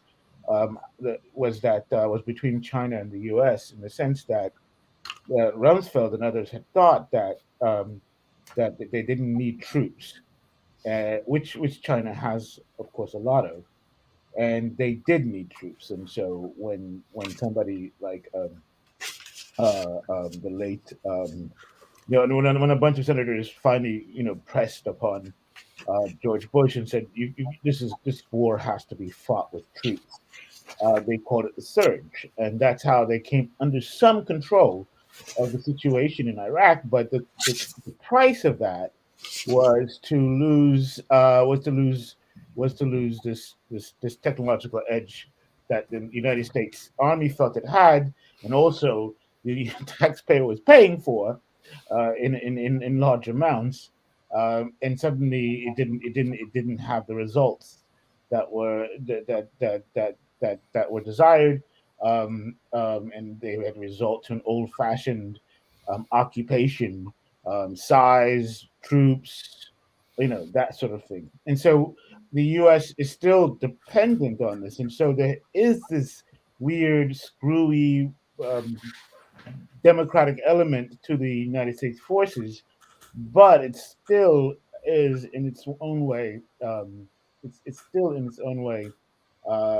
It will permit the certain members of the Democratic Party to participate in national politics, but it will definitely has limits, and it will dictate, I believe, more and more the course of American politics. Okay, Jodi. But I have to go, everybody. I'm so okay. sad. Great to hear from you, Charles. Yes. Jodi, Vance and Yarvin and Vermeulen and all those guys all believe in some sort of authoritarian intervention against social rot and liberal banality. Now, if we're honest, anyone who admires Lenin shares some of this point of view, which would really complicate any defense of liberalism from our side. So what do we do about our own authoritarianism? Yeah, I think this may be why this is so troubling to me, and why I think that this is absolutely urgent, right? Like as a thing to figure out, like, because part of me wants to basically seize it and say the problem is actually not authoritarianism. The problem is for the sake of what is the authoritarian move made? Is it made for the sake of the maintenance of a particular kind of traditional family structure and church authority? Or is it made for the sake of the building of an egalitarian society? And I'm really partial to the latter move, but I'm also, but then I still remain sort of deeply concerned about, continuing the attack on liberalism under these conditions. So I'd actually really be interested on what you think about that too. Like where would you go on that?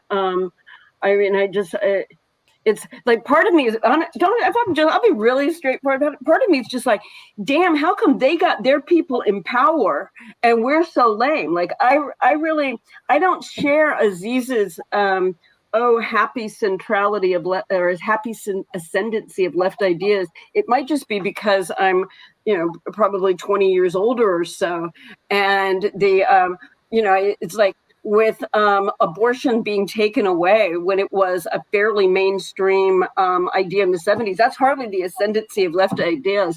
When Voting Rights Act and the Voting Rights Act basically, dismantled, that's hardly the ascendancy of left ideas. And and so I think that is kind of not really, like, I don't know, I don't feel like that's the story. I feel like the story is that we've got a ruling class that's not held itself together, that's fragmented, that we've got in a deep intensification of political divisions, and that just the sort of ascendancy of left ideas doesn't recognize the ascendancy of these Opus Dei freaking Catholics on the Supreme Court, their domination of the federal judiciary, their international interconnections.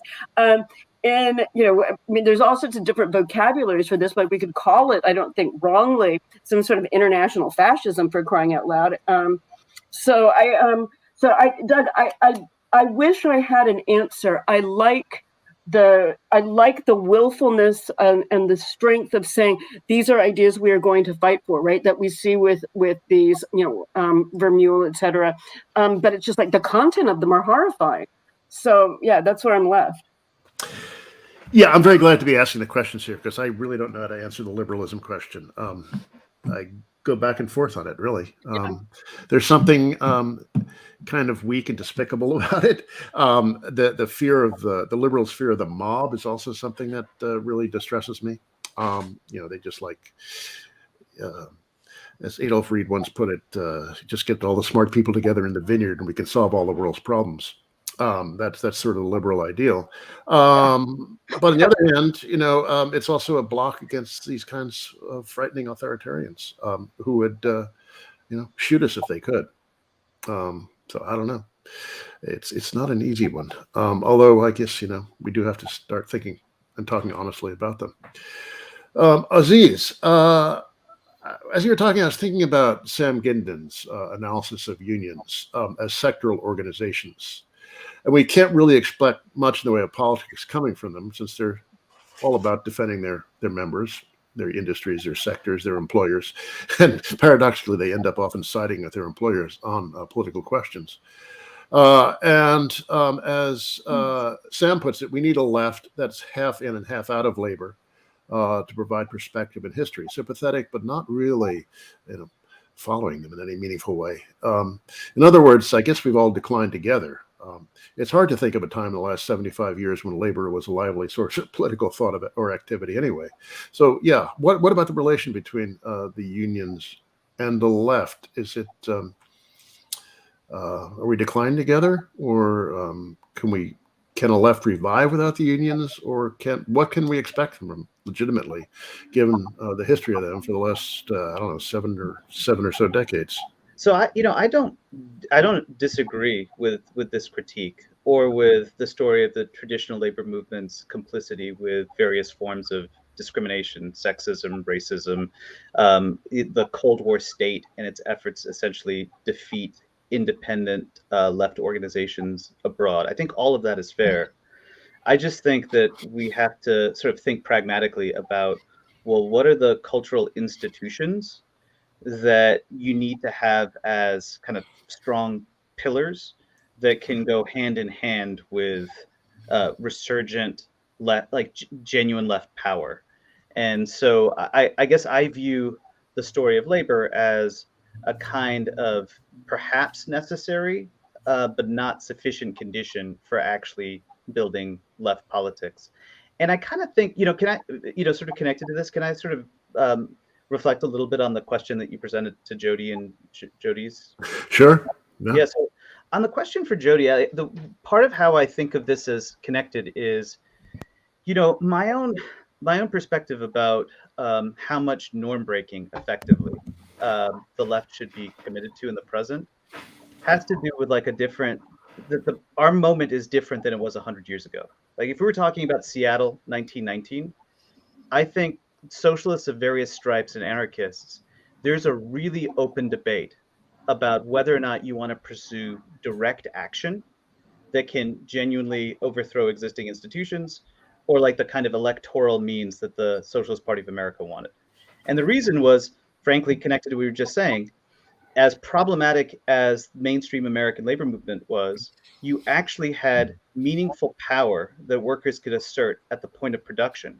And so you could have something like a general strike that could conceivably claim political authority. And so it's kind of it's a real open debate. I think it would have been an open debate to have this conversation in the early part of the 20th century. Today, you know, that I worry that the direct action approach that would be tied to attempting to really systematically cut against liberal norm, you know, constitutional norms, etc., just isn't viable, and that's basically opening up a space to engage with political struggle with a far right at an extreme disadvantage, given the economic state political power that the far right has. And so I think it basically requires, I don't know, I mean, this is a pragmatic sense, that it requires socialists, precisely because of the disadvantage that separates this moment than 100 years ago, to think seriously about, well, how can you essentially engage in these improvisations that can alter from within the nature of the existing paradigm, rather than viewing what is a deeply limited, problematic set of bourgeois representative institutions as the enemy. And as far as like this question about left ascendancy, I think that this is precisely the issue, which is any functioning democracy, there is enough mass support to have a constitutional amendment establishing reproductive rights. The truth of the matter is that this modern Supreme Court is wildly out of step with where mass opinion is.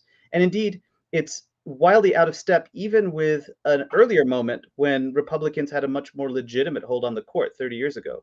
And so the issue is like how to connect popular opinion and supermajority opinion to a set of institutions that are so intensely anti-democratic and dysfunctional. And that's basically the struggle of the present. Can I respond on this, Doug? Is that all right? Yes, please. Yeah. Okay. I'm not sure. I agree with your framing, Aziz. First, as you were talking about the kind of strategy of improvisation, I thought, honestly, that's not as good as the one that doggone Adrian Vermeule's suggesting for this Catholic integralist, which is essentially occupy the bureaucracy and be within the bureaucracy and then form within this kind of unity of church and state, right? I mean, that's a real strategy. I think improvisation just seems sort of like I don't know, like it just strikes me as kind of like flighty. And I think that one of the things that's so interesting, and with your discussion of the institutions, is on the one hand, of course, you're not wrong, right? Like the institutional problem is absolutely real, absolutely central. But it's the so-called left, I would say, was more like the liberals and progressives in the 90s were making the argument for civil society, and everything was about civil society, and it had to be critical of the Communist Party, critical of the party form, and in favor of this flourishing of civil society, as that was going to be the space for the realization of democracy. And it was realization of democracy in terms of kind of a good kind of progressive social democratic view. But the truth was that the institutions had already been captured by the right, are utterly crumbled. And so there's something deeply frustrating, I think, about now we really need the institutions now that it's like that they've been crumbled and desiccated. And it was like the civil society energy from back in the 90s kind of, I don't know, I think that it started even undermining the institutions it was relying on. And then one last point, the international communist movement was super important for creating the institutional connections globally, artistically, culturally, women's organizations, youth organizations, right? There was, that provided forms of connection that were pretty impossible otherwise, with all these different kinds of the peace movement and the women's peace organizations. Now there's a new Progressive International and various groups, associations of groups like that are trying. But it's like I feel like there's a kind of lack of appreciation for the real role of international communism in the past for building these organizations. So I'll stop there. Can I make an intervention too about? I find what Jodi says totally convincing, starting from the notion of the decline of symbolic efficiency and the how a statement doesn't really mean anything except that I made it. A lie isn't a lie unless it has consequences, and it has no consequences. If in fact there is no consequence for everything that is done, as Nietzsche says, the purpose of inflicting punishment is branding a human being that can make a promise and deliver it. So what I want to say is essentially, it seems to me that the fascist occupation of American institutions to make them crumble and to end democracy is in a very advanced state. It started, even you could say, with Iran-Contra, where literally, instead of accepting the guilt that was established in law, the right made a mockery of the trial in order to exonerate a president that was popular. It continued with the enabling of the resistance to finding a wider conspiracy to Timothy McVeigh, and the extent to which the armed right had essentially militaristic dreams about taking over the American government during a nuclear war. And it's continuing now, and I mean it's continuing among liberals. How can such things happen in this day, as what Benjamin said, in the sense that the openly proclaimed goal of the right is to sort of end democracy in the states by essentially, being able to control the state with 39% of the vote because they've taken over the state legislatures and done this. This is simply enough that any sort of alive anti-fascist movement would say, we have to exercise power on them. We're beyond reaching across the aisle. And the power that exists is the one that liberals have in terms of declaring a state of emergency or whatever, or confronting the Supreme Court in its goal and saying, you do not have the power of judicial review.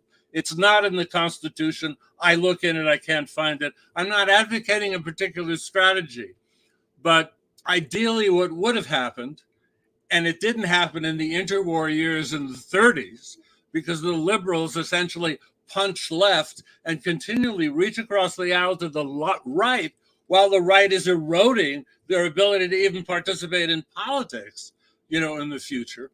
That what has to happen to perform to create a real anti-fascist alliance is the people who are in office who have the power have to start exercising it and going beyond. It's not that there needs more direct action in the street.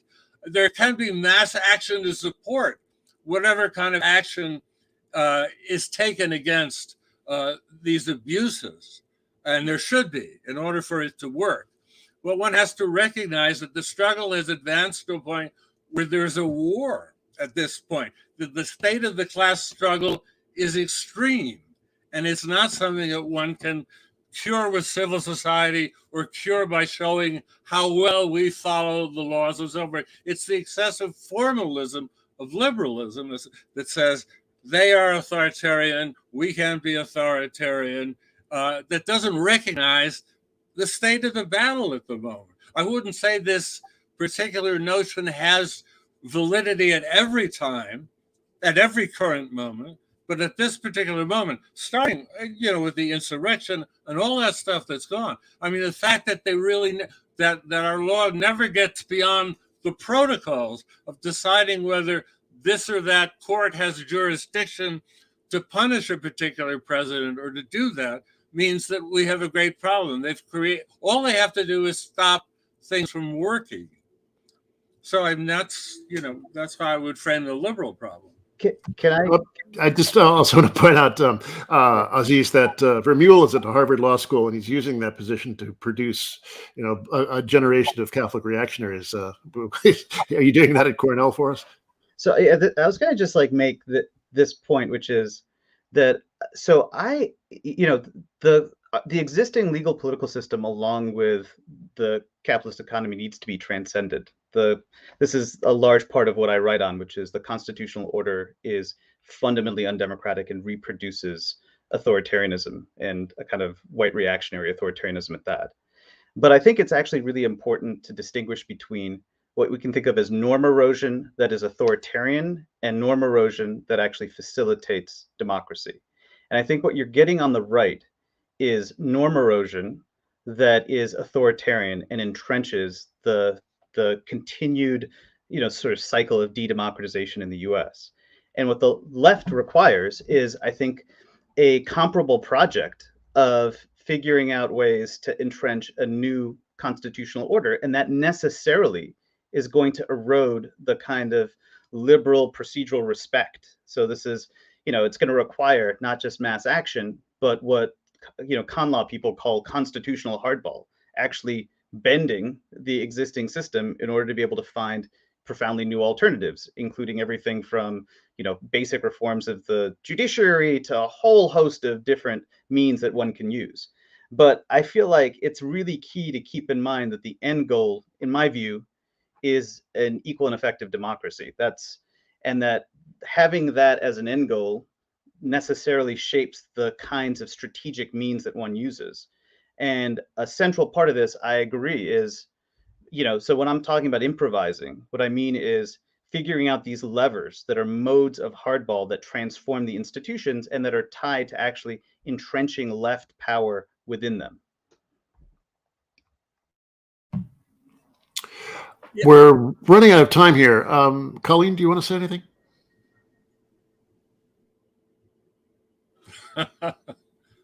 Wanted to prioritize that, but this last round of conversation was making me think about the last time the left tried to undertake a march through the institutions was with the end of the new communist movement in the early 70s.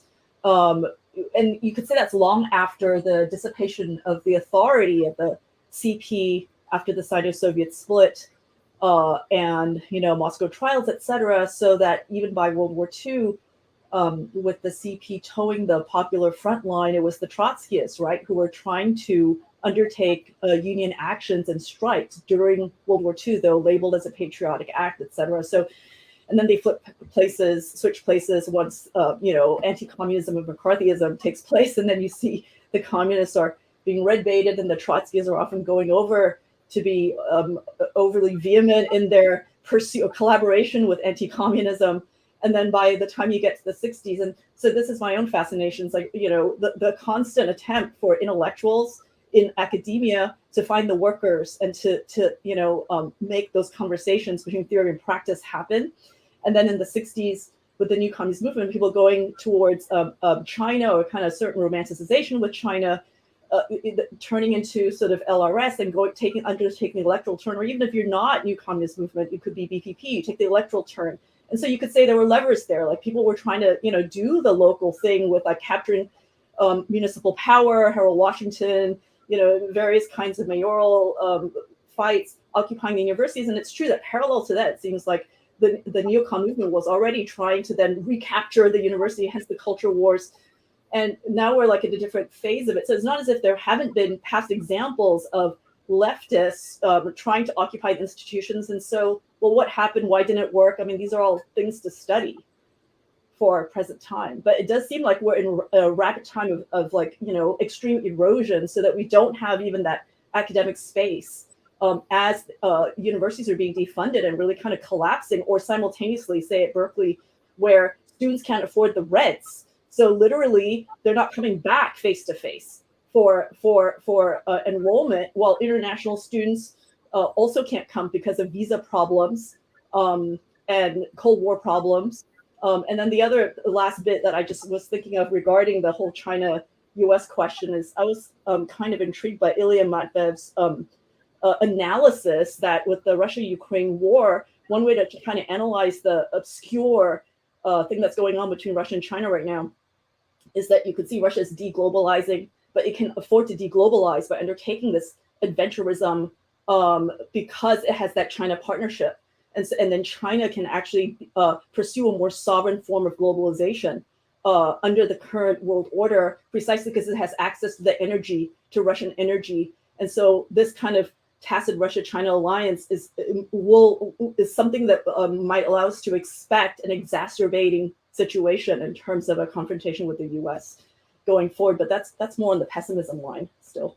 So anyway, those are just some thoughts from the previous round of conversation. Okay, we're running a little past closing time. Philip, do you want to make some closing remarks? Well, obviously, this is a fascinating conversation, and if we were live at Red May, we would continue it in a bar, and that will happen next year.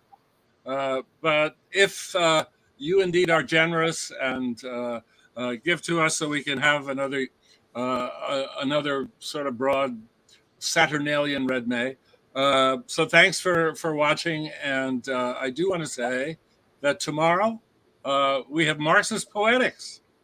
So we just keep throwing them at you. Come by. Thanks. www.redmaycl.org.